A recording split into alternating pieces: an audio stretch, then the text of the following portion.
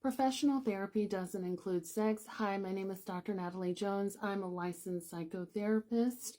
And believe it or not, in this day and age, there are still quite a few professional therapists, psychologists, and even medical doctors, people that work in helping professions that are still getting into trouble for having sex or inappropriate relationships with their clients.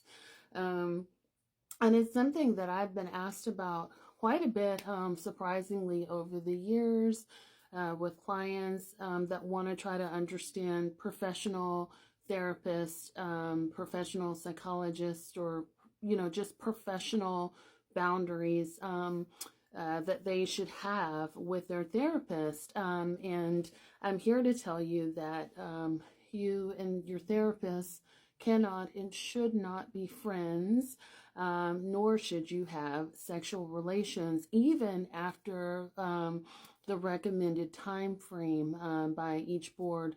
I think counseling boards are 2 years and psychology boards are 5 years. And I think that's pretty much the same across all states, but I could be wrong.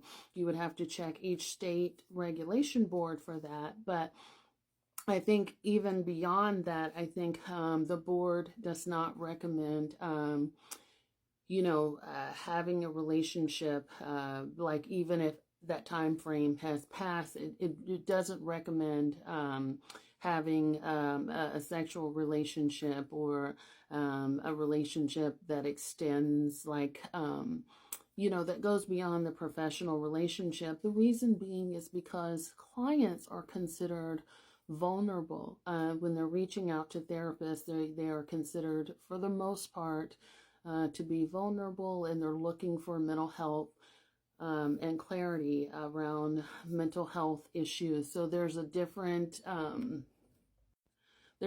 standard of practice versus maybe like when you go get your car worked on, or maybe, for a cosmetologist or something like that, whereas you may be able to, have a relationship beyond, professional and then client.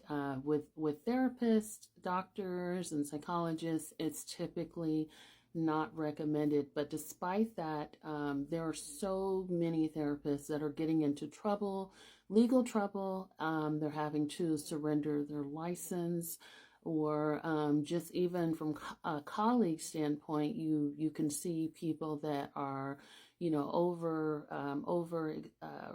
overextending their boundaries, so to speak. And I think this information is public knowledge. You can go to pretty much any state board and see people who've gotten into trouble and had to surrender their license for inappropriate relationships with clients. And I worked in corrections for a period of time, and so there were so many people that got into trouble and had to surrender their license, therapists and teachers and things like that, for having inappropriate relationships with inmates, just because they could not maintain that professional boundary. And, therapists are people too. So they are people that can be flawed in a lot of different areas, and that seek validation from their clients. But, never should it go beyond, it should never go beyond a professional client therapist relationship. And that extends to other things too, like flirting, inappropriate phone conversations, and that whole, everything that sort of comes with that.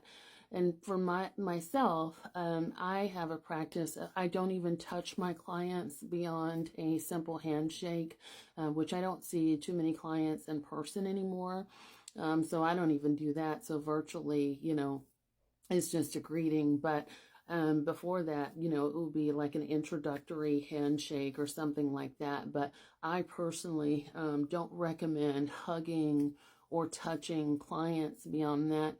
And I work with clients that experience trauma. And a lot of times when you have people that are coming to see you and they have a long history of trauma, even simple touch can be misconstrued as something more Again, when you're working with someone who's vulnerable, and who may have had years of people touching them inappropriately or having inappropriate relationships where they've been abused, things like that can be misconstrued very, very easily. So again, I don't recommend, my personal belief is I don't recommend touching clients, for any reason outside of a simple greeting, for the first session, and then after that, I don't engage in touching them, beyond a simple handshake, and even that can be, again, people can misconstrue. And then, a lot of times with clients, they're sitting across from you. They're telling you, their deepest, darkest things. And so there is that sort of emotional and cognitive intimacy there. And so sometimes without a therapist even realizing it, there can be transference going on where people feel like, because I'm connecting with you in this way, I'm being open, I'm now starting to develop feelings for you. And that happens quite a bit. And responsible therapists will work through that with their clients whenever they're able to. And then if they're not able to do that, then they refer a client out. They get supervision, they get consultation with other colleagues, who can best advise them on how to handle that. But never ever should clients engage in personal relationships, hanging out with their therapist, kicking it and things like that, with their therapist. And I, hope that helps.